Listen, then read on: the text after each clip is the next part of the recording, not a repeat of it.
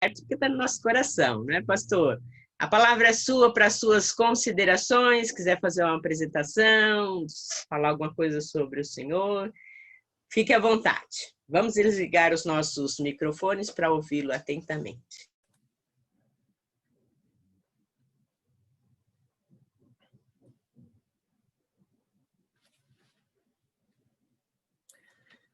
Bom dia, minhas irmãs. As irmãs me ouvem bem aí?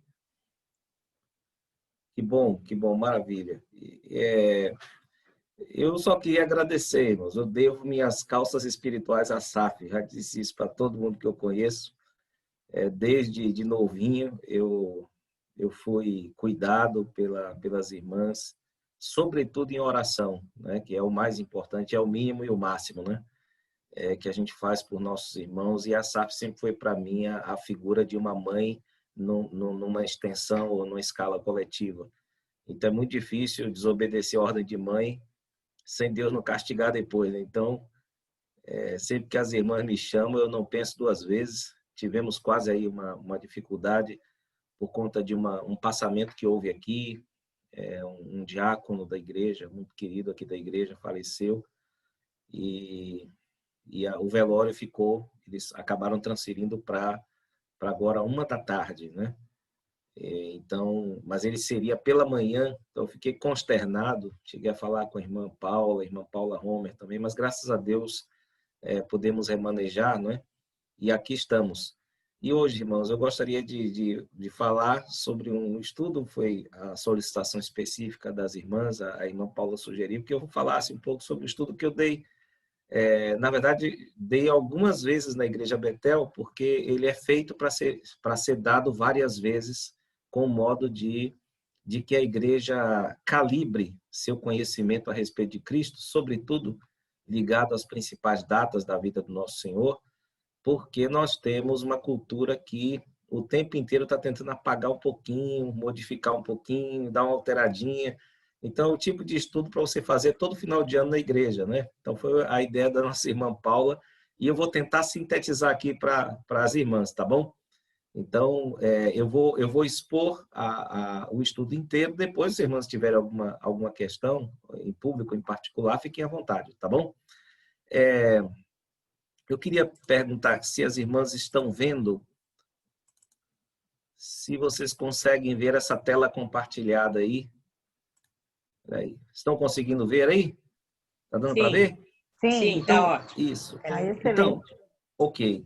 O objetivo do estudo, irmãos, é verificar um pouco aquilo que nós temos aprendido a respeito do nosso Salvador na Escritura, tá bom? E aquilo que nós temos aprendido na cultura em geral. Então, a cultura tem certamente uma narrativa, né, a respeito da vida de Cristo, que nem sempre bate, nem sempre casa com o Evangelho. E isso tem sido especialmente verdade no caso da cultura cinematográfica, que tem um papel muito grande na formação do nosso imaginário, né? Certamente todo mundo aqui já teve sua novela preferida, ou seu filme, ou seu desenho animado, né? Então, de certo modo, essa cultura fílmica, que chamam, ou cinematográfica, tem uma força enorme para moldar a nossa imaginação e certas informações. Acontece que nós estamos tratando aqui sobre o ensino mais precioso para nós, que é o ensino sobre a vida do nosso Senhor, né?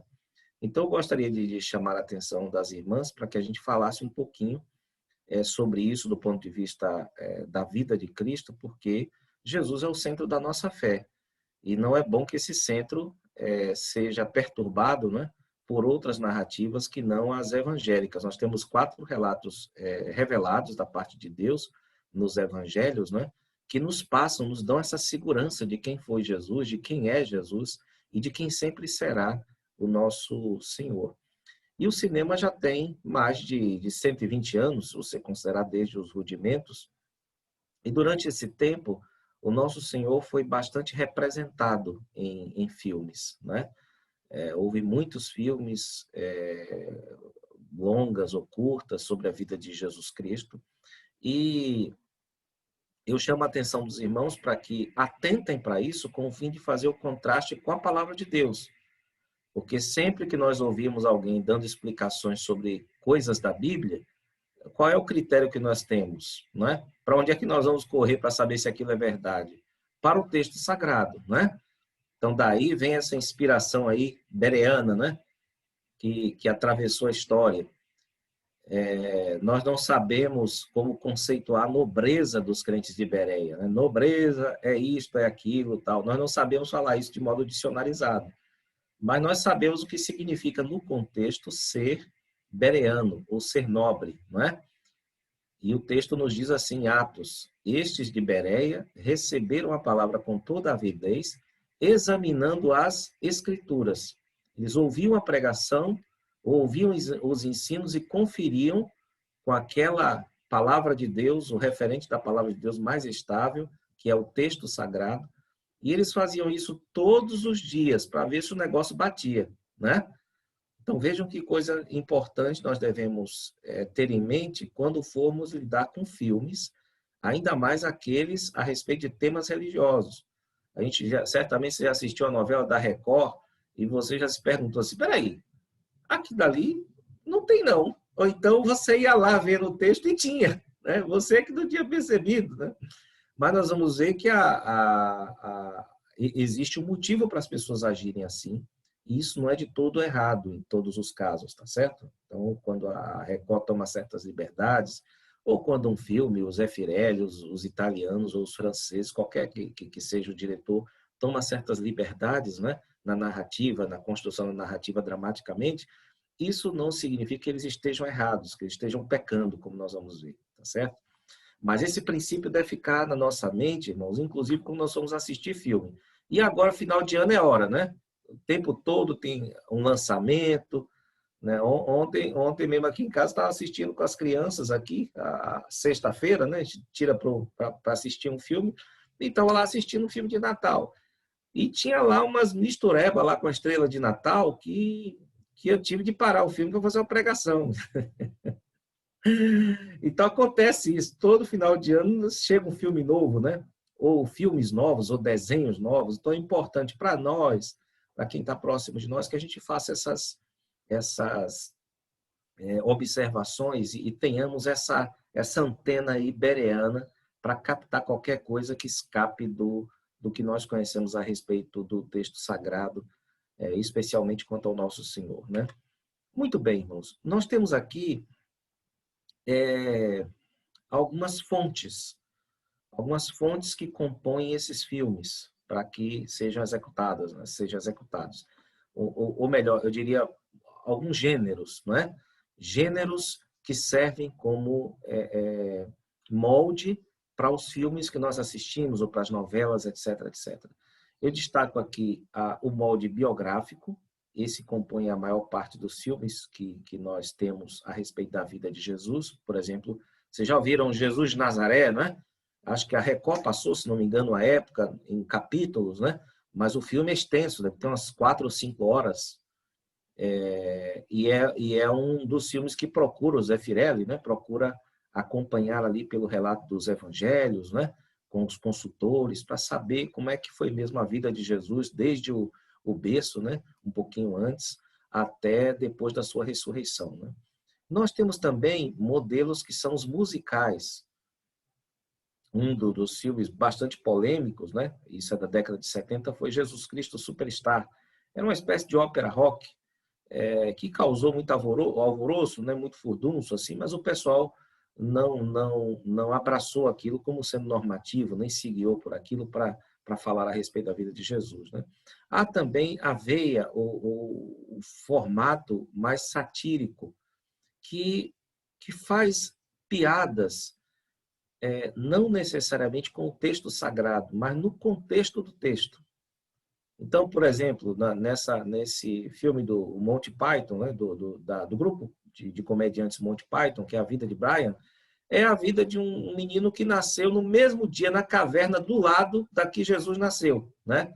Lá estava lá Jesus nascendo em uma, e aí os reis magos ou os magos, né, foram levar os presentes lá, e aí entregaram o presente para o Brian, né? E aí o pessoal disse, não é Brian, não, é para o outro que está aqui, que nasceu, ele aqui é o Messias. Então tomaram os presentes do Brian, então o Brian cresceu meio revoltado. Você nota essa veia satírica, né? que tenta contar uma história dentro da história de Cristo. O filme foi visto por alguns como uma blasfêmia, outros como uma piada sem graça, outros como algo interessante a ser explorado. E ainda tem a visão mais alegórica, representado bem por esse Jesus de Montreal, que é um filme que conta a história de um grupo de teatro, de cinema, que queria filmar a vida de Cristo, né? E a vida do sujeito que fazia o papel de Jesus, que era o Daniel, a vida dele vai se desenrolando como se fosse a vida de Cristo mesmo. Ou seja, ele está representando o papel como Jesus, mas a vida dele também segue paralela a isso. Então, nós temos uma espécie de alegoria, que é uma espécie de conto a respeito de alguém para simbolizar uma realidade mais profunda, uma realidade mais alta, no caso, sobre a vida de Cristo. Então, existem formas que acabam mexendo um pouquinho no conteúdo. Quando nós falamos de forma aqui, nós estamos falando de fórmulas, como se fosse fórmula do bolo, né? Qual é a fórmula do bolo? É a receita que está lá, né? E se alguém fizer uma gracinha lá e no lugar de 2 pitadas de sal colocar, escrever 10, ou colocar um 0 do lado do 2, ficar 20 pitadas de sal, a fórmula vai incidir sobre o conteúdo do bolo, né? Sobre o gosto que o bolo vai ter, etc, etc. Essa é a ideia aqui. É que, às vezes, a fórmula do filme acaba criando um produto final que você vai dizer, não, isso aí não é o meu Jesus, não. O Jesus que eu conheço não é desse modo, não. Então, isso acontece, irmãos. E são estruturas para as quais nós temos de prestar muita atenção, né? Eu gostaria de chamar a atenção dos irmãos para as fontes, agora sim, as fontes dos filmes. Normalmente, quando um diretor de cinema vai tratar sobre alguma coisa da Bíblia, ele se vale de uma ou mais dessas fontes aqui. A primeira fonte é o texto bíblico canônico. Ele se cerca de gente especializada, de teólogo, né? Faz consultoria, e aí eles vão dizendo, né? Olha, é melhor você fazer assim, fazer assim. Nós não sabemos quanto tempo Moisés passou em tal lugar, quanto tempo Paulo passou na Arábia, quanto tempo... Eles vão dando mais ou menos a ideia, né? E vão recebendo as licenças que não ferem o texto bíblico, né? Há também uma outra fonte que são historiadores primitivos, do primeiro século, do segundo século, eles também são consultados, e aí eles falam, por exemplo, como era a vida dos primeiros cristãos, coisa que às vezes a Bíblia não dá conta, eles dão conta, eles dizem. Então, às vezes você olha lá aquilo e não sabe direito por que aquela cena está ali, né? Mas às vezes ela não veio da escritura diretamente, mas veio de uma fonte que estava ali bem próxima, tá? A outra fonte é a dos apócrifos. Quando nós usamos o termo apócrifo, nós queremos dizer com isso livros que não foram adotados como canônicos, como revelados por nós, mas não significa que eles não tenham um peso histórico, uma importância histórica muito grande. Por exemplo, a mudança entre Malaquias, né, entre o Antigo Testamento e o Novo Testamento, aqui há um espaço temporal ali de 400 anos. Mas existem livros que cobrem esse período. Inclusive, a Igreja Católica os adotou, né? Colocou na Bíblia deles. Esses livros, para nós, não têm valor revelacional, não tem valor doutrinário, mas tem valor histórico. Eles contam a história daquele período como um livro de história faz. Esses livros também são fonte de quando eles vão escrever. Vocês estão entendendo aí que a coisa não é só a Bíblia, né? E mesmo se fosse a Bíblia, teria de ter uma interpretação daquilo. E depois você tem a erudição moderna, que principalmente com a arqueologia, que é uma ciência gigantesca que cobre tudo praticamente, né, do passado, traz algumas novidades, né, que às vezes os antigos não sabiam e que estava ali, desenterravam, faziam alguma coisa, entendiam que aquilo ali representava alguma coisa, aquela cidade que eles desenterraram lá, que eles conseguiram descobrir, tinha algumas coisas que sugeriam certos comportamentos, certas posturas, e as pessoas vão trabalhando em cima disso. Isso também serve como fonte para o trabalho dos cineastas, né? No caso dos diretores de cinema.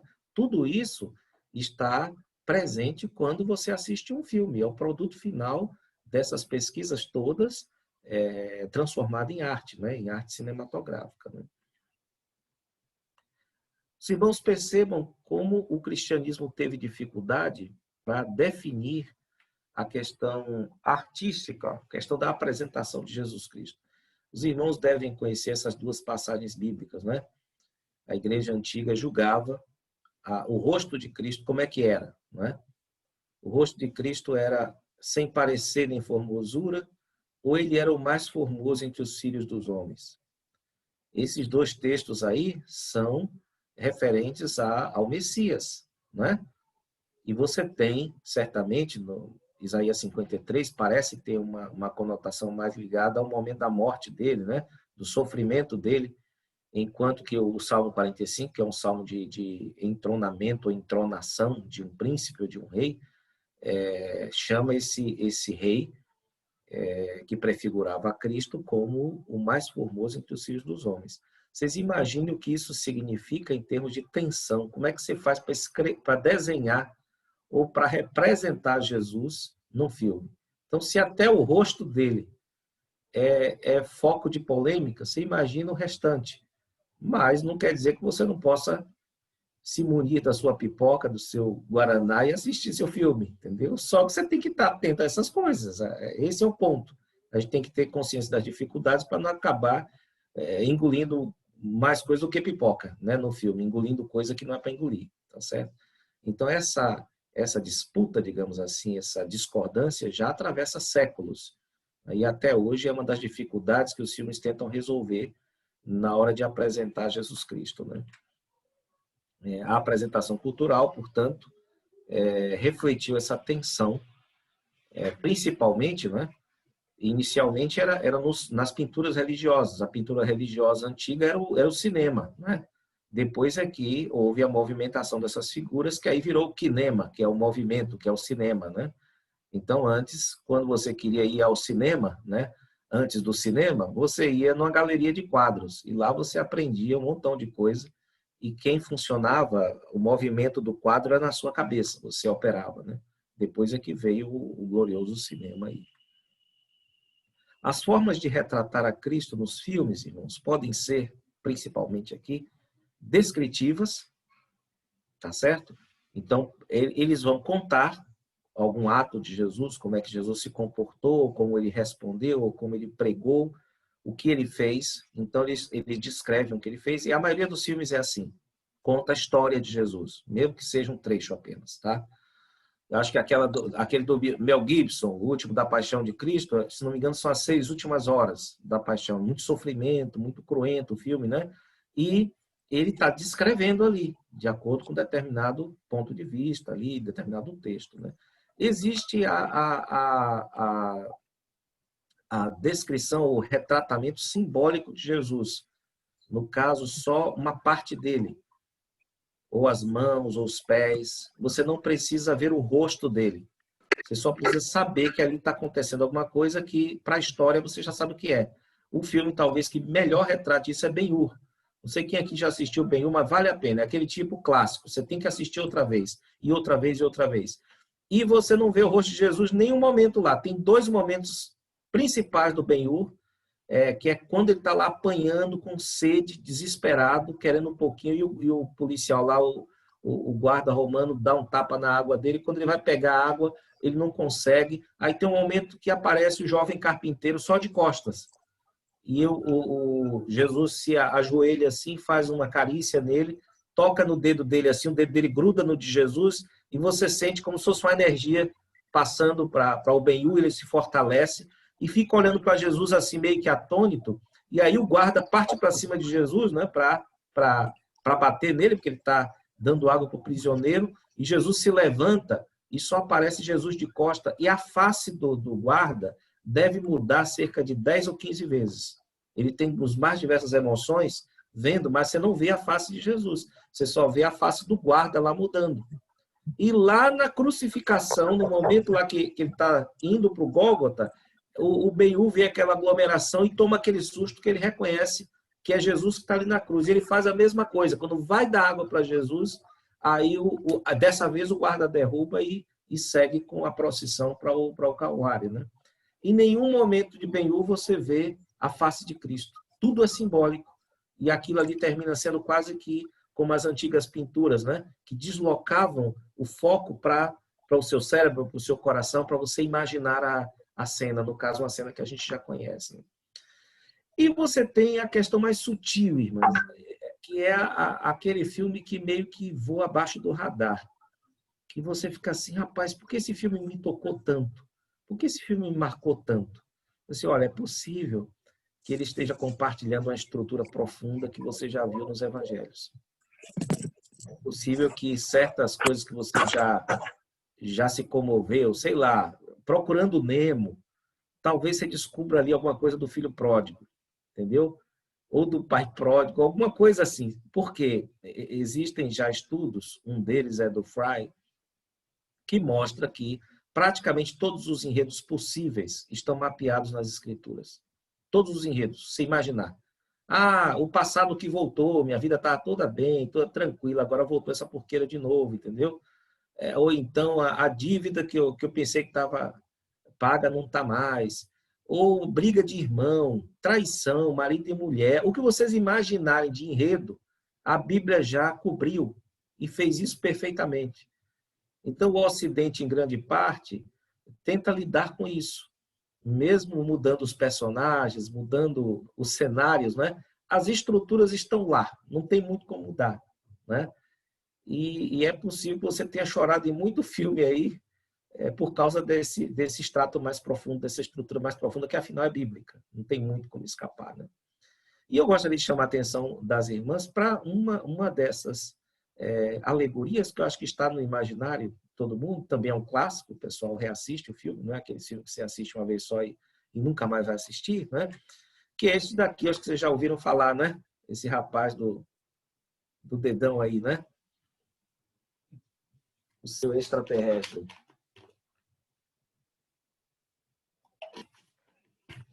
Filme da década de 80, e eu gostaria de ver alguns paralelos desse filme, só para a gente pensar nessas estruturas mais profundas. Vocês conhecem a história, né? Todo mundo já assistiu? Alguém não assistiu ET?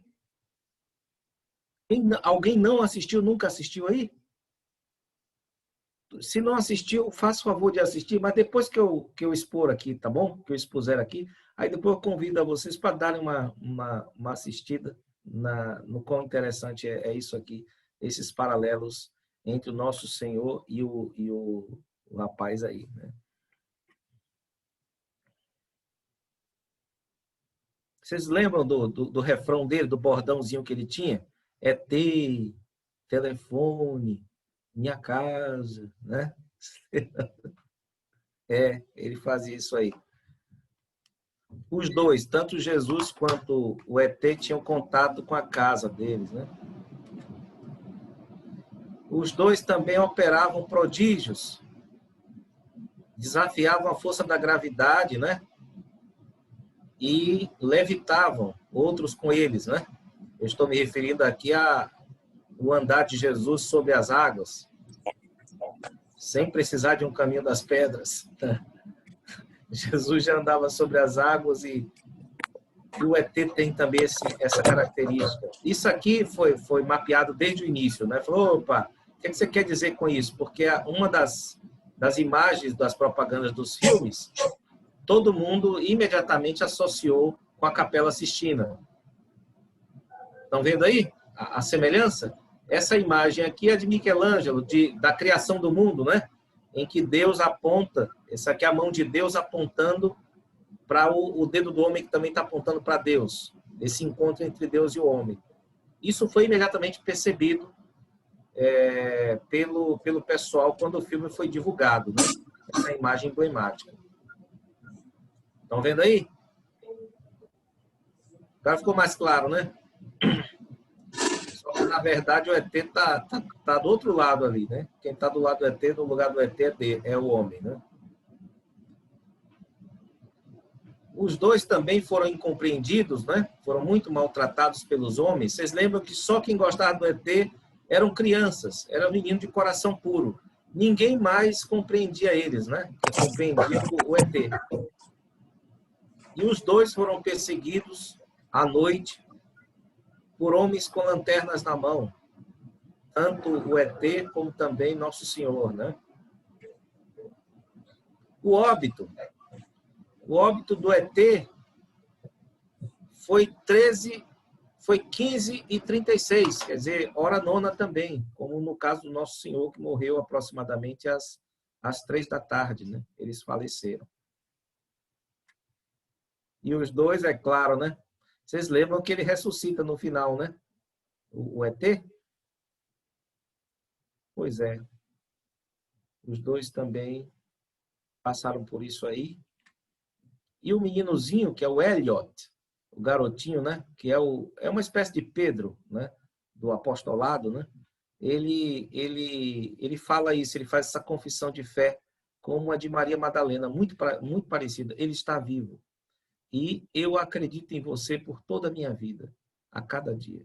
Isso não é de chorar, gente? Isso vindo de uma confissão de uma criança, né? É de fazer chorar qualquer crente, né? O ET voltou para casa, deixou um grupo de crentes e a promessa de que estaria em algum sentido com eles. E teve um momento também da ascensão. Isso aí é uma foto do momento em que o ET está subindo aos céus, né? Está sendo assunto aos céus. Só faltou um ETzinho dizer, não se preocupem não, porque assim como vocês viram ele subir, né? Vocês vão ver ele voltar. Um momentozinho, irmãs, só aqui para eu abrir essa garagem. Um momento só, irmãs.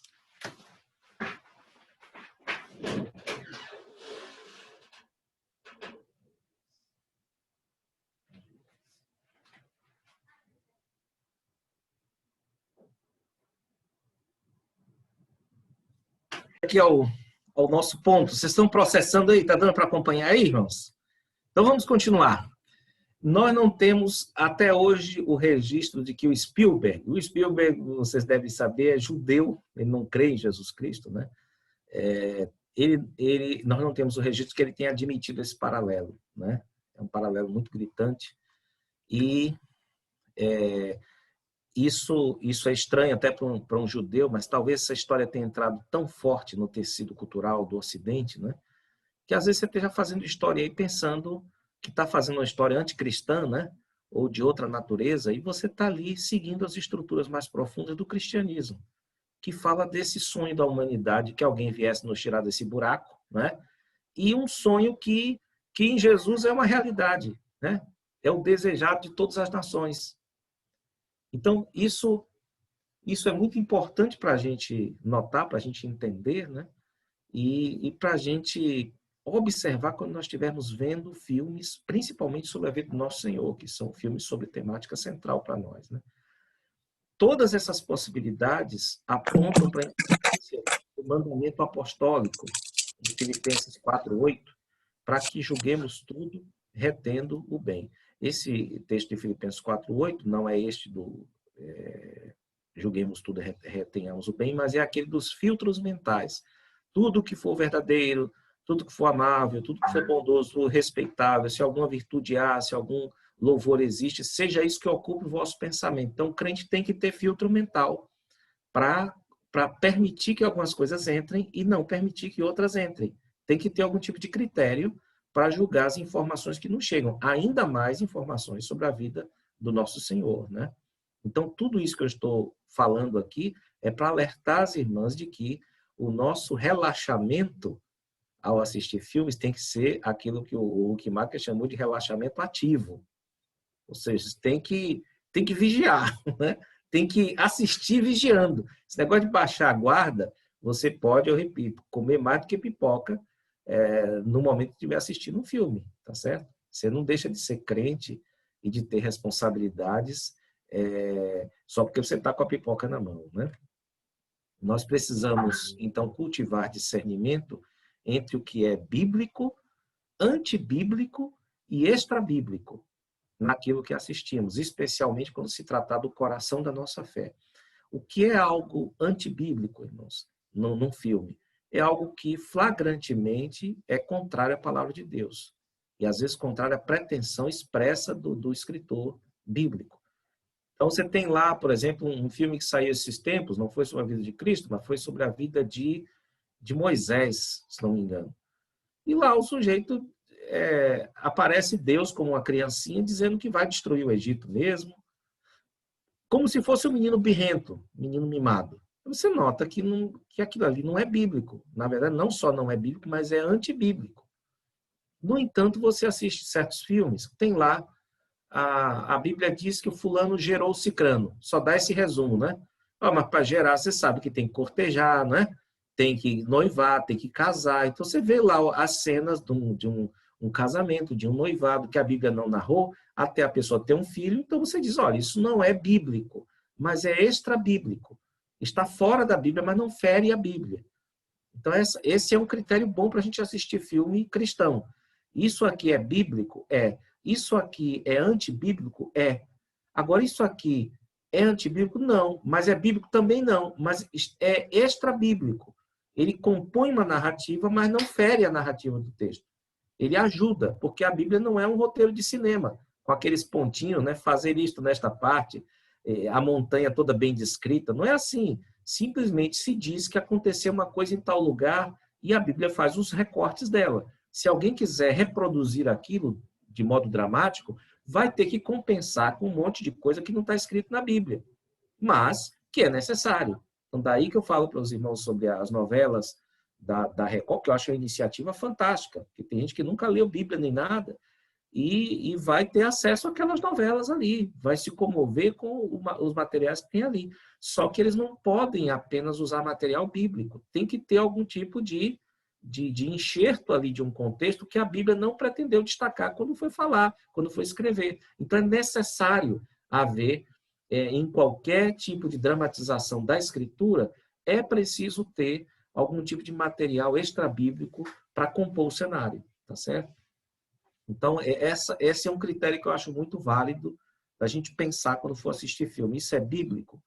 Isso é antibíblico? Isso aqui é extra-bíblico? Se vocês conseguirem fazer isso, vocês já estão na frente de muita gente que não faz assim, né? Que não procede assim na frente de uma televisão, de um cinema, né? Muito bem, minhas irmãs. Agora eu gostaria de fazer com vocês um teste de Natal. Esse é um teste que a gente aplicava aí na Betel periodicamente, né?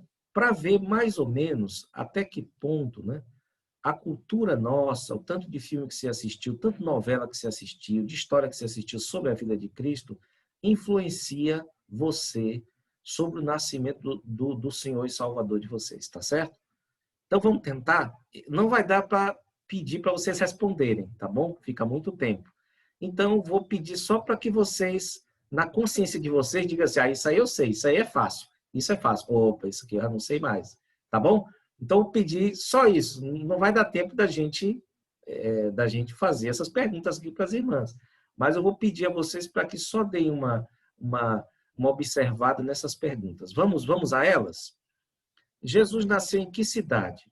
Jerusalém, Nazaré, Belém ou Cafarnaum? Se você respondeu de cara, beleza, parabéns. Deus te abençoe. Isso com certeza você leu na Bíblia, né? Por que José e Maria não ficaram numa hospedaria, lá na narrativa? Era muito caro, não tinha hospedaria nenhuma, não havia lugar disponível, ou nenhuma das respostas anteriores? Já responderam, já? Estão em dúvida? Não assistam filme, não, tá? De que modo José e Maria chegaram a Belém? Num potro? José andando, Maria num jumento? Num tipo de carruagem? Quem sabe? Fale a verdade. Todo mundo está pensando em José andando cansado, puxando o jumentinho que Maria está indo, né? Pois é. Depois vocês procurem lá na Bíblia, se vocês acharam isso na Bíblia, ou foi num filme muito legal que vocês encontraram, né? Aí vocês vão dizer, mas pastor, é extra-bíblico. Eu falei, beleza, que bom que você conseguiu separar aí, né? Feriu o texto, se foi o jumentinho ou não? Não, né? Você imagina que a mulher não ia andar alguns quilômetros grávida já para ter o filho, se você pudesse pelo menos alugar um jumentinho para ela na época, né? Que era um fusquinha para a época. O povo diz que é um Cadillac, mas é uma fusquinha para a época, né? Então, é extra-bíblico. Talvez não fira a narrativa, mas é importante você ter em mente de onde você tirou essas coisas, né? Continuando. Uma manjedoura é o quê? É um estábulo? É um coxo ou gamela para pôr comida? É um celeiro ou é uma mesa de madeira? Resposta é... Vamos continuar. Quais os animais presentes no estábulo, no momento lá em que o menino Jesus estava lá no presépio? Como é que era o presépio? Vacas, jumentos e ovelhas, leões, tigres e ursos, cabras, ovelhas e vacas. A Bíblia diz alguma coisa? Boa pergunta, né? Vamos passar. Quais os nomes dos magos? Baltazar, Belchior e Gaspar, Mesaque, Sadraque e Abednego, Nicanor, Prócoro e Púbio, ou nenhuma das respostas anteriores? Vamos continuar. Que sinal os pastores foram instruídos pelos anjos a olhar? O caldo está engrossando, tá, irmãs? Começando a ficar meio ruinzinho o negócio aqui para ver. Qual foi o sinal que os pastores foram instruídos pelos anjos a olhar? Um leão e uma ovelha juntos em paz? Uma árvore com uma estrela no topo? Uma estrela sobre Belém? Ou nenhuma das respostas anteriores? Vamos continuar. O que é incenso? É um tipo de ouro em pó? É uma resina aromática extraída de certas árvores? É uma joia rara? Ou nenhuma das respostas anteriores? O que é mirra? As irmãs lembram que são os presentes lá que Jesus recebeu, né? O menino Jesus. É um instrumento musical? É uma mistura perfumada usada até em cadáveres? É um tipo de vinho muito caro? Ou nenhuma das respostas anteriores? O que significa magos? Alquimistas? Observador de estrelas, o astrônomo? Sacerdotes ou doutores? Lembrando que Daniel era chefe dos magos, lá na Babilônia. Os magos encontraram Jesus onde? Numa manjedoura, num castelo, num estábulo ou numa casa? Essa não é fácil. Porque depende de quem encontrou Jesus. Teve gente que encontrou ele num lugar. Outros já encontraram em outro. Você deve ter visto em filme, mas você viu na Bíblia? Lembra, pelo menos? Vamos lá. Quem disse a José e Maria para irem a Belém? Um anjo? César Augusto? Herodes? Ou ninguém disse nada a eles? Tá meio embaçado aí? Porque parece que teve uma ordem para José ir para algum lugar, não foi? Não foi para o Egito, não? Ou foi para Belém? O filme dizia o quê? E o que é que a Bíblia diz? Vamos lá. O menino Jesus foi levado por José para o Egito para encontrar Faraó, porque José foi avisado num sonho para levá-lo. Ó, José não levou Jesus para o Egito. Nenhuma das respostas anteriores.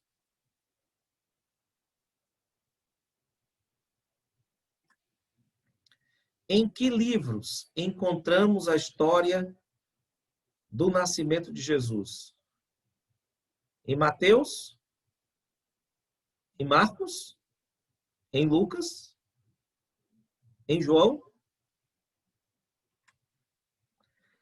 Irmãs, eu acho que deu para vocês perceberem o ponto qual é aqui. O ponto é que, de vez em quando, nós faríamos bem em estudar as coisas desse ponto de vista para que a igreja cresça nessa distinção. Olha, existem algumas coisas que eu aprendo não só do Natal, mas da Bíblia, né? Por meio de modelos que, às vezes, são antibíblicos, tá certo? São flagrantemente contrários. Às vezes porque o filme tem o nome lá de um personagem da Bíblia, você vai lá e assiste, desavisado, desarmado, e não percebe que aquilo... Notem, irmãos, Vocês já viram aquele making of de filmes? Aquele momento lá que eles estão mostrando como é que fizeram cada cena. É muita gente envolvida, irmãos. É gente da mais alta capacidade. É gente que trabalha 2 anos, às vezes, sem parar, sem dormir. Sabe para quê? Para atingir você em cheio durante 2 horas. Sabe aqueles closes que eles dão para destacar o aspecto espacial, o que eles querem que você veja? Sabe o slow motion para destacar aquele aspecto temporal que eles querem que fique gravado na sua cabeça? Aquilo tudo é calculado para te atingir. É por isso que, particularmente, eu sou contra que um crente viva assistindo filme. Eu sou contra aqueles maratonistas de série, de filme, porque aquilo está entrando, está entrando, está entrando, está entrando. E a mente humana, o impulso dela é de organizar. Mas você imagina uma pessoa de um almoxarifado lá que recebe, sei lá, produto sem parar, sem parar. A pessoa fica louca para poder organizar aquilo ali, colocar aquilo ali na perspectiva. Ainda mais se ele tiver um compromisso cristão. Não, isso aqui não vai entrar, não. Isso aqui é antibíblico, isso aqui é extrabíblico. É muito cansativo você assistir um filme como cristão, sendo um servo de Deus ainda ali. Então, eu recomendaria aos irmãos, assistam com moderação. Com moderação. A mesma coisa, leitura também. Leiam um pouco, mastiguem muito, organizem muito na mente de vocês, para vocês evitarem, às vezes, estar levando para casa ou no coração partes de um filme ou ensinos a respeito da vida daquele que é mais precioso para você, que é Jesus Cristo.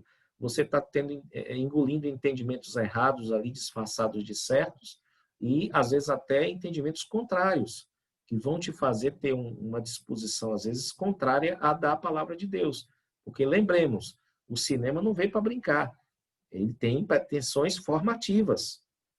E o pior, a maioria, eu diria a maioria, não vou dizer a maioria, a grande maioria, mas a maioria dos cineastas são revolucionários. Eles não têm compromisso com a palavra de Deus. Eles são pessoas que vêm para questionar certas coisas e já trazer certas respostas que, com frequência, estão contrárias à palavra de Deus. Então, nós temos de tomar muito cuidado. Você está vendo aqui um filme feito por um judeu, que nunca admitiu, que eu saiba, que a estrutura mais profunda e conhecida do Ocidente não é do ET, mas é de Jesus Cristo.